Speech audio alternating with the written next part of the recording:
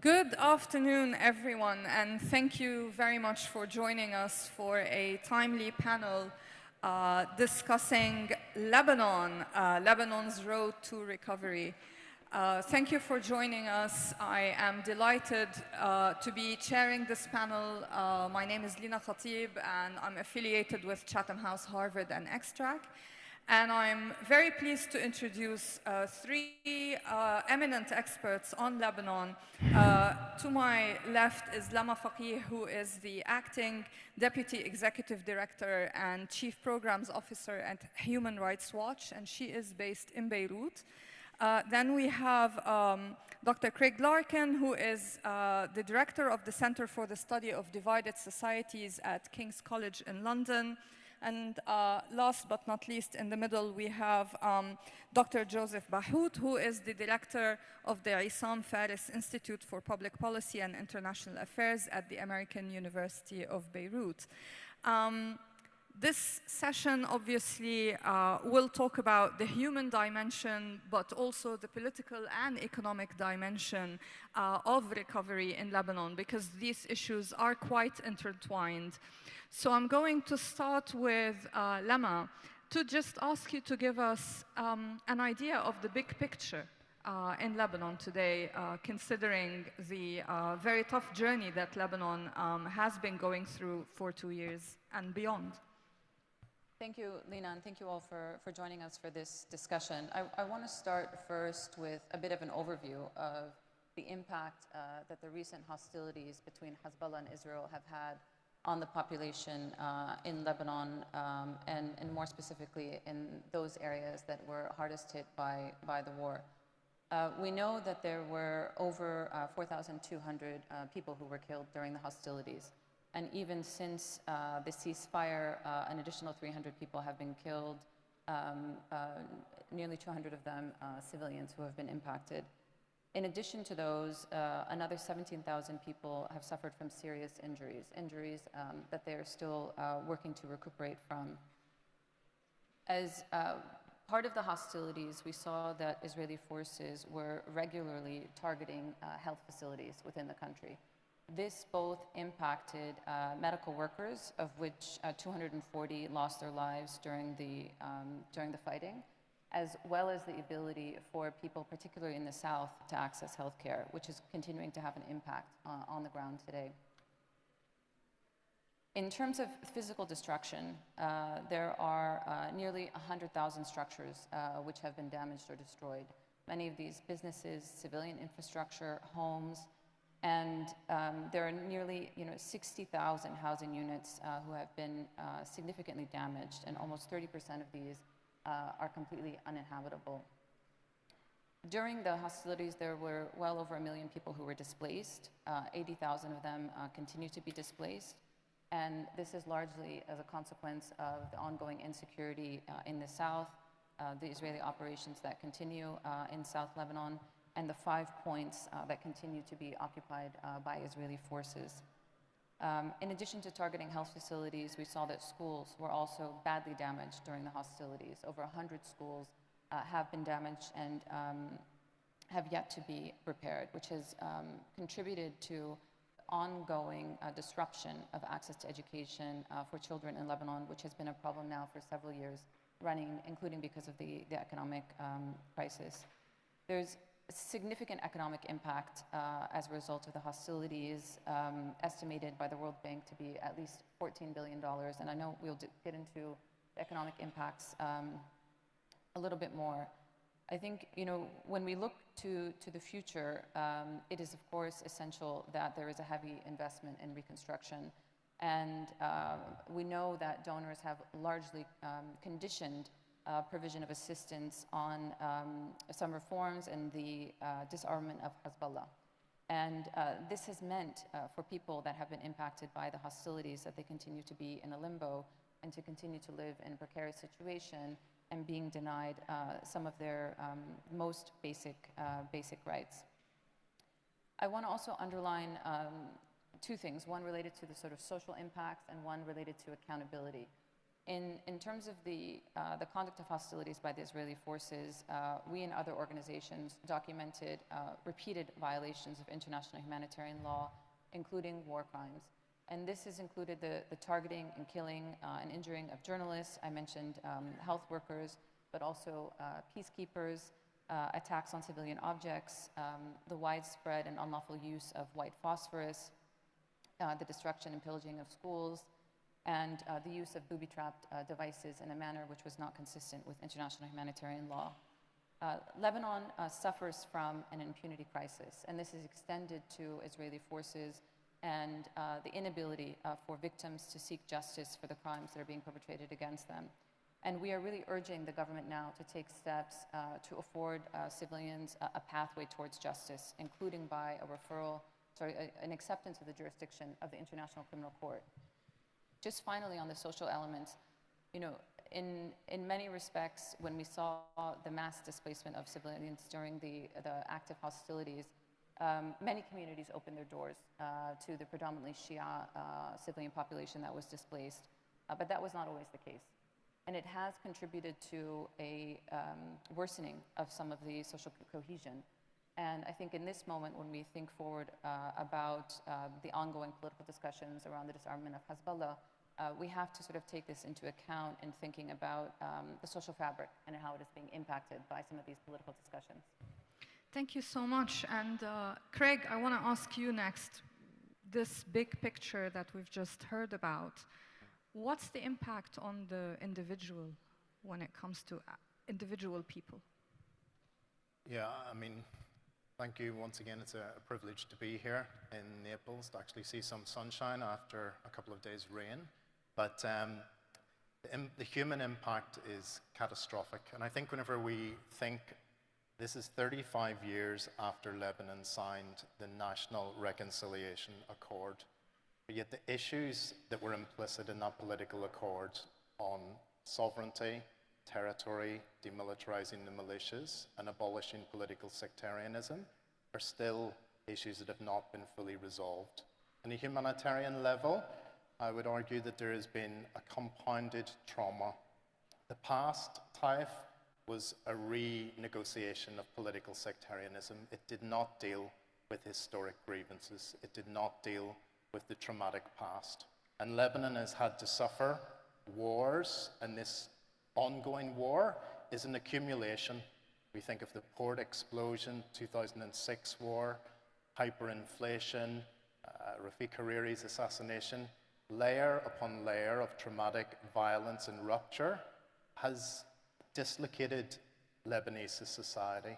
Sociologists talk about temporal dislocation, about the client is in a position where they feel like they're stuck in time, that they can't go back and they can't move forward, that they're in the same place where there's cycles and cycles of conflict. And I think this is very telling.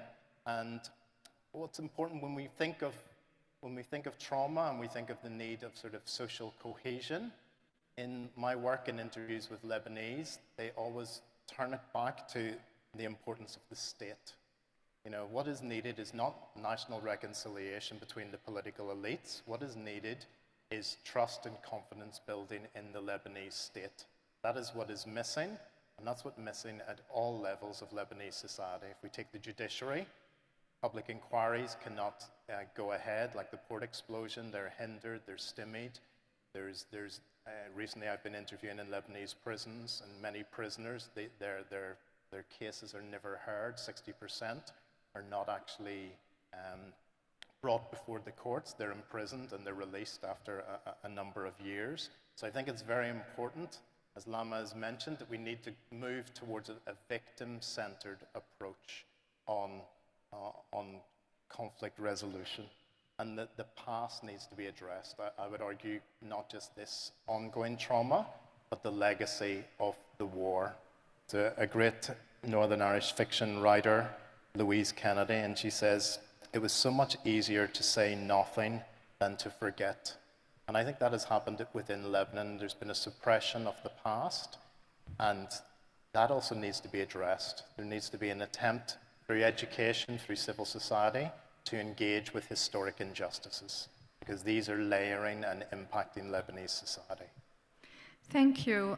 Joe, you are obviously also based in Lebanon and deal with this every day, this cocktail of catastrophes, unfortunately. However, a lot of people see a glimmer of hope in the new president and new government that are in Lebanon today. So what's your diagnosis in terms of the political side of things? Thank you very much, Lina, for directing this panel. Thank you, ISPI, for having us, like every year. A lot of it have been said already, but maybe I will take the more political, crude political angle. You know, sure, there was a glimmer of hope, and there is still a glimmer of hope. However, the expectations were maybe too high, and now there is a management of expectation that has to be done.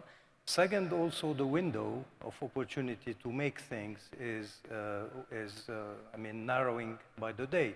Now, what are the things to be done? I think it's no secret for anyone, at least for people who follow Lebanon, that this new power structure, president, prime minister, this new government, that are really by all standards much better than we were used to, were in a way or another also brought by the war that we are talking about. So this is a byproduct of the war. I mean, this power structure wouldn't have been possible without the 2 years of devastation that we have witnessed, which is something already paradoxical and difficult to deal with. Now, on the agenda of this new power structure, there are two main priorities for the Lebanese and for the international community. The first one has to do with the entire envelope or portfolio of what you call disarmament, deployment of the army, demobilization of Hezbollah, implementation of 1701, putting an end to the state of war really with Israel. And this is the first point on the agenda. The second one is really to address this historical, and here we get back to, if you want, the wounds of history and the legacy of the past, to put an end to this collapse of the financial economic structure of the country that has started well before 2019, like many people think. And this has to do with very deeply structural reforms touching upon not only the financial and economic system, but also the hydra of intertwined interest in the country, having to do with the mafia economy, with oligarchy, overseeing and directing the system, et cetera, et cetera. Now, on these 2 points, I fear to say, because I don't want to be very severe, but the grade is slightly above average, okay? Not much has been done on both points for a multitude of reasons that it's too long to develop. I will take some of them. Let me focus a little bit on the issue of disarmament and I mean the question of putting an end to the state of war, which is probably the most pressing one, at least in the eyes of the international community, and probably a large part of the Lebanese population. Let me put a caveat first. Probably no one, at least I think here or elsewhere, exactly knows what remains of Hezbollah today. Not only physically, but mentally, ideologically, in terms of political project and etc. So I'm venturing into some hypotheses, okay? But when you talk to people around Hezbollah or from Hezbollah, the way they perceive this question of, okay, the war is, we have lost the war, okay? Or at least we have lost the main battle during this war. The wound is enormous, we have been decapitated, something has to change. Now, disarming, handling the weapons, etc., here there is a sort of semantic debate about the words to use and etc. But however, the crux of the issue has to do with, I think, a set of conditions or at least parameters that Hezbollah has in mind that are, to my mind, far from being met, some of them for the reasons that you have mentioned. The first one is what Hezbollah calls the guarantees, الضمانات. They want guarantees on a set of issues. One, the stopping of the strikes. Yesterday evening, for example, we had a series of airstrikes by Israel on Lebanon that were unprecedented since the ceasefire. extremely lethal, extremely destructive. It's a breach to the ceasefire. So this has to stop. Second, the liberation of the territory, the 8 points that are occupied, the freeing of prisoners, the delimitation of the land border, and then ultimately discussing security arrangements, plus something that we don't say usually, and I think it's becoming increasingly important.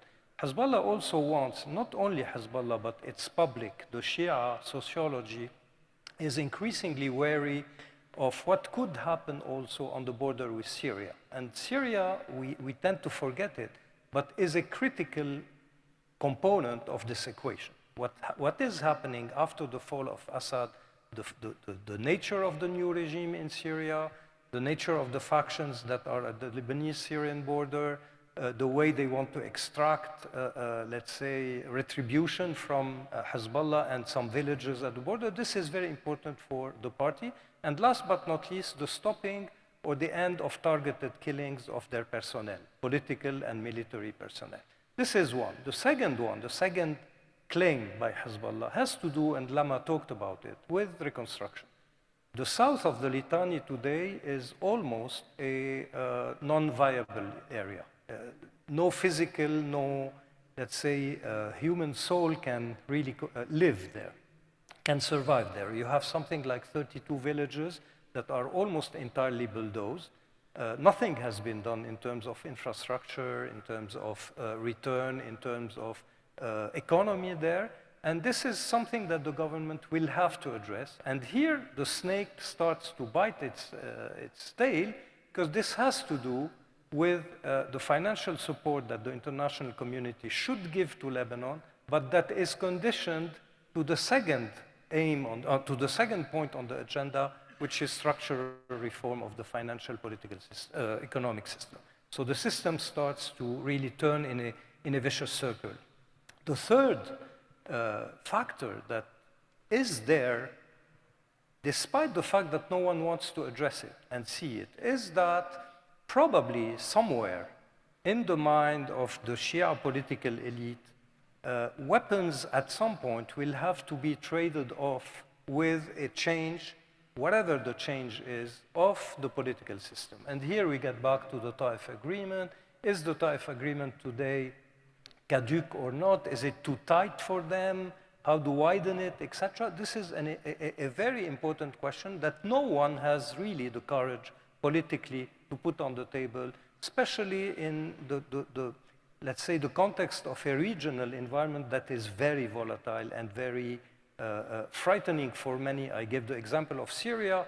You have today, for example, a Sunni rejuvenation in Lebanon because of the change in Syria, a Shia paranoia in the region from Iraq to Lebanon, from Iran to Lebanon, etc., etc. So the social contract in Lebanon that was written in Taif has to be probably re-examined at some point. And last but not least, this has to do with other discussions that took place here in this forum, the issue of Iran. Iran will not forego easily the fact that, okay, the proxy, the main proxy, the jewel of the crown, which is Hezbollah, has been wounded severely and really eroded, but it's not dead. And it still has a value on the table of negotiation between Iran and the rest of the world. And as long as this door is not open, I don't see Hezbollah easily squandering the card that it holds for itself and that it holds on behalf of Iran. From there on, there are several scenarios in the months to come. I'll leave them for subsequent discussions. No, on that note, Craig, I wanted to ask you, realistically, what are the prospects for restoring trust in the state for the average Lebanese, considering the complexity and the vicious circle that we just heard about? Yeah, I think this is very difficult. It's almost a question that is regionally being felt as well. It's the same question that's being asked in the reconstitution of the Syrian state. It's being asked in Lebanon. What is the state? I mean, this is very much a discussion on the streets. What is the state? Is the state absent? Is the state present? And it comes back to the sectarian system. And I would argue that politically, the consociational, consolidated system of Lebanon embeds sectarian elites, but also corruption. So to restore trust, I think you have to bring about true political reform. I mean, this is the difficulty. If we look at the Thawra demands in 2019, we could see popular protests. This was Lebanon perhaps coming late to the Arab Spring, although Lebanese would argue they were earlier to the Arab Spring. But the demands were the same for rights, for a new system outside of the sectarian state. But there has been little real progress or negotiation of what that vision would be. And I think it's quite fitting, coming from Belfast in Northern Ireland, we talk about the Good Friday Agreement and Taif as if these are complex, convoluted agreements. No, they're very short, they're a couple of pages. Taif aspired to abolish political sectarianism and set up a Senate. It provided no steps on how to produce that. If you look at the most recent Lebanese municipal elections, it would not give much hope for progress towards change. We see reform MPs, we see, but there's no coherence of their approach. And in fact, the consolidation of the political and sectarian elites were very evident. I think if there's an election today in Lebanon, it would be a consolidation of the same political elites. But this is the disconnect between the street and the political system. That's an ongoing, and I think it's a larger problem in the world, that the street and the political elites, the distance is growing. In Lebanon, that inequality is felt, and perhaps it's going to take something more radical to break it. Lama, I want to ask you about the international community. In light of what we've just heard, what can realistically be done and should be done? I want to just add also to what Craig said about what is the state and how can the state be present. I think, I was in Beirut also after the Beirut blast on August 4, 2020. And it was clear to all of us there that the people that were responding to deal with the catastrophe of the explosion were the citizens. They were on the street, they were helping their neighbors, they were cleaning up their streets, they were collecting money, trying to help people get back on their feet. Now, when we think about reconstruction in the South, so many of the people who I've spoken with who have had their businesses, their homes impacted, they're looking to and relying on Hezbollah to come through with reconstruction assistance to help them repaint, rebuild, and move on. When we talk to people about who they rely on for access to services, who they rely on to try to get a job for their relative, for their son, et cetera, for themselves, they continue to go outside of the state. And it is important for the state to solidify its presence in these areas, in the provision of the basic necessities for the population in a manner in which it has not done or been able to up until now. And so this is linked to what can the international community do. And in the past, there has been a lot of assistance coming into the state that has been mismanaged. And we haven't seen dividends from those investments at the level of the general population. And so I think it is about continued financial assistance, but it's also about ensuring that there are mechanisms there to monitor how assistance is being used and to ensure that it's actually getting to the people on the ground. I think the concern is that there would also be an overly narrowed focus on this armament issue to the detriment of all of these other issues that are required for the state to really have legitimacy in the eyes of the population. Thank you. And Joe, on that note, there's meant to be a conference for Lebanon. Perhaps you could comment on the importance of that, or whether this is just cosmetic. Yeah, sure. Maybe jumping on prolonging what Lama has just said. First of all, in general, but regarding Lebanon in particular, there's nothing called the international community as such. There's a set of various clusters of interest, and you know it. But in Lebanon, it's very clear. I mean, let me maybe simplify things. You have part of the international community, mainly the US and most of the Gulf states, who are sticking to a very stricto sensu application of the reform plan that I mentioned, saying, okay, you have to finalize disarmament, finish the issue of confrontation with Israel. You have to finalize what we see as the necessary reforms of the financial economic system, closing the gap, etc., re-putting your house in order before we start thinking about giving you a penny or opening the tap through the IMF and etc. This is maybe a very tough approach. It's definitely cynical, and I think it's unpractical. I mean, it cannot be put into implementation in Lebanon. Then you have a more maybe flexible, gradualist approach that some could label as naive, or we've been there, done that, it doesn't work because the Lebanese are very strong at muddling through, etc., which is more the European approach, mainly led by the French and etc. France, saying, okay, we accompany you step by step. You are making progress south of the Litani, the army is deploying, it is dismantling Hezbollah's infrastructure. We help the army, we train the army, we finance the army. We maybe could help the return of some displaced people from the south. You passed one law for the financial reform. Okay, Macron has promised that we will hold a conference for investors in Paris in October, November, and then one step for one step. The problem is here. The problem is that the international community is itself at a certain level of division. Now, the other problem is that, but this is politics in Lebanon. Some people are happy because of this chiasm, and they play on it. So this is one thing. Now, on the question of, let me focus a little bit, because I focused before on the disarmament and the question of deployment of the army and etc. Let me say a few words on the question of the financial economic issue.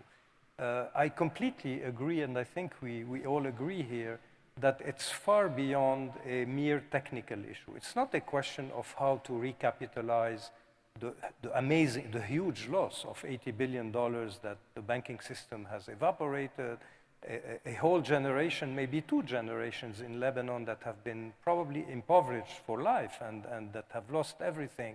It's not only a matter of reconstructing a fiscal system. It's also a matter of amnesty, amnesia, impunity, accountability. Let me give you one example.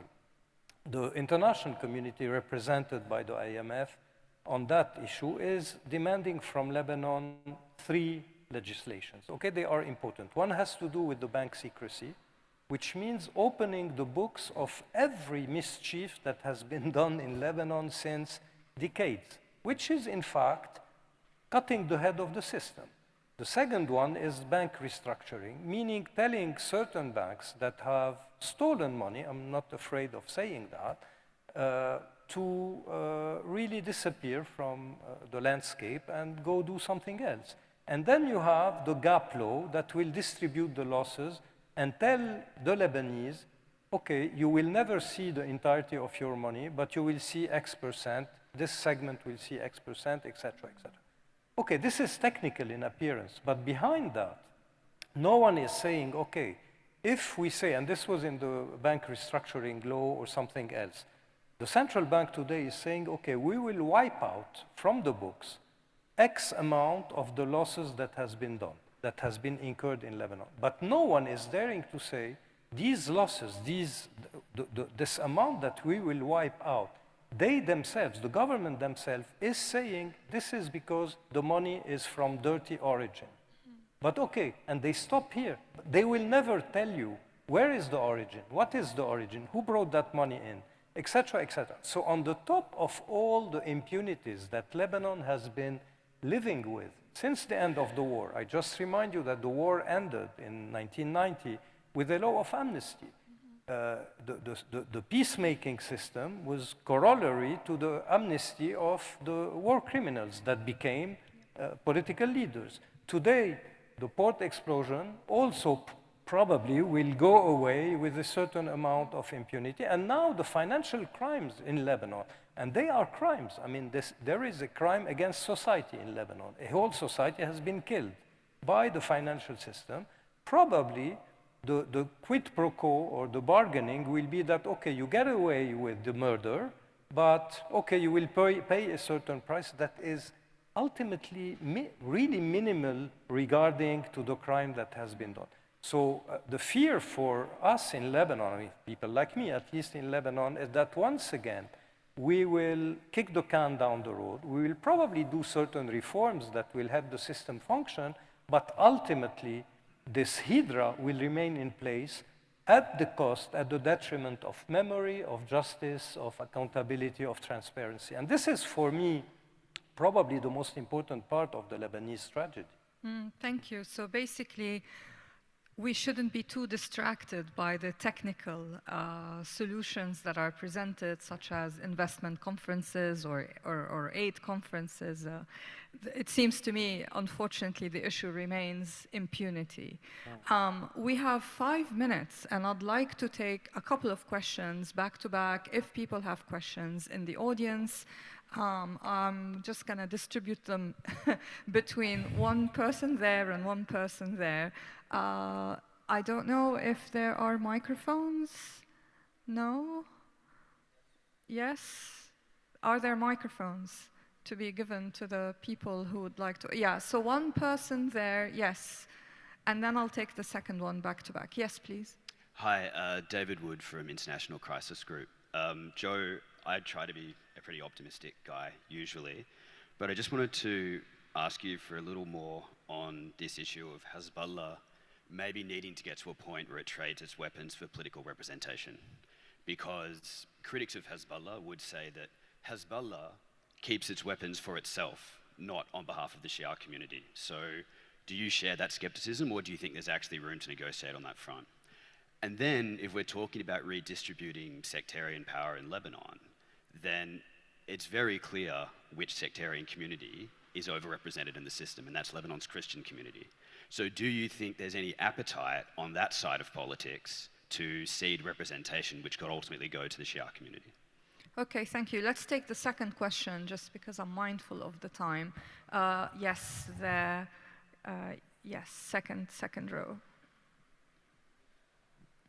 Thank you all for being here. My name is Pamela El-Kadi. I am a lawyer here in Italy, but I left Lebanon after the explosion, unfortunately.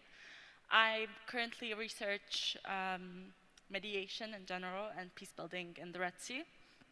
But obviously, the thing that drafted me away from research from Lebanon is the current frustrating situation that keeps on evolving into more frustration. It's very saddening to hear what Mr. Bahout has introduced, although very, very, let's say, realistic in terms.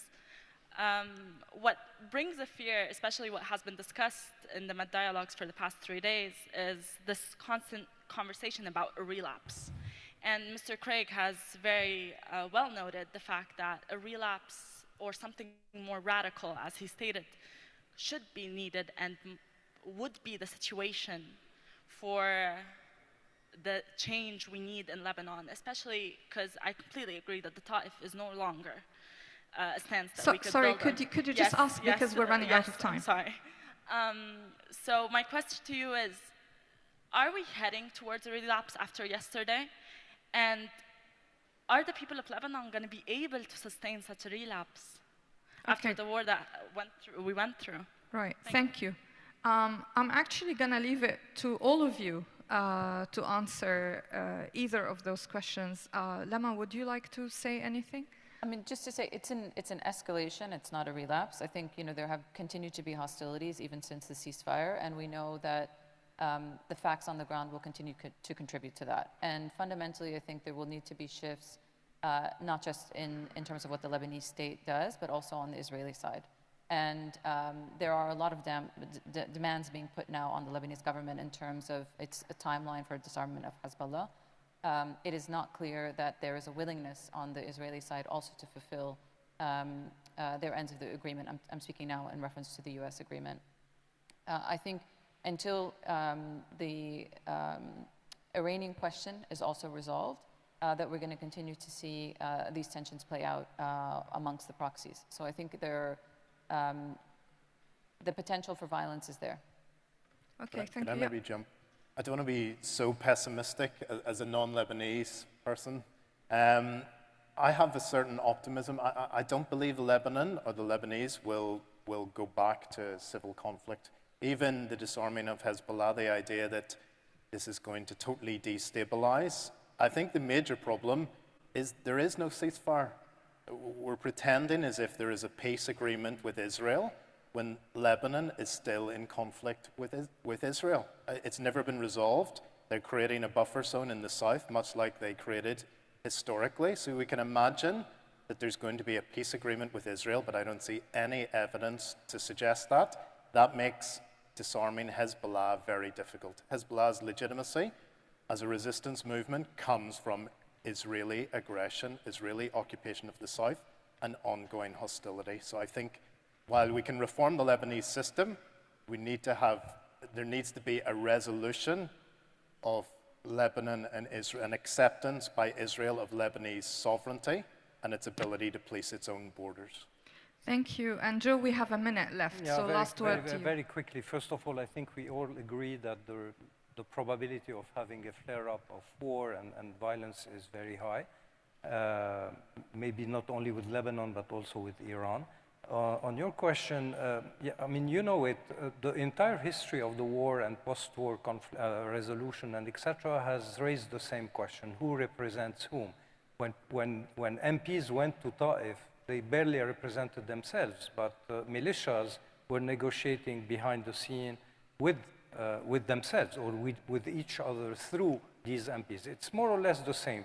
The problem is not here. The question is, if you take Lebanon's contemporary history, every change in the system or of the system has been done after a round of violence. The challenge today is exactly this. Will we be able to address this question of the transformation of the system by itself peacefully, or will we have to go through a new round of violence? Whatever the sort of violence is, it's internal, it's with Israel, it's Israel destroying Lebanon and then we renegotiate a pact, etc. This is another question. The other part of your question, which for me is worrying, is that today there's no, let's say, regional or international mediator to negotiate a new pact.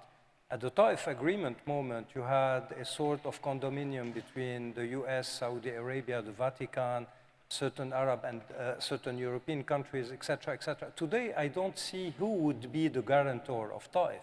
And if you remember well, the guarantor of Ta'if then was Hafiz al-Assad's Syria. Today, I frankly don't see who could be the guarantor of a new negotiation in Lebanon. And this is, for me, the most worrying, probably, aspect of this question. Okay, thank you so much, and thank you all for joining us. Some sobering thoughts on Lebanon, but I still cling to hope. So please join me in thanking our panel. Thank you.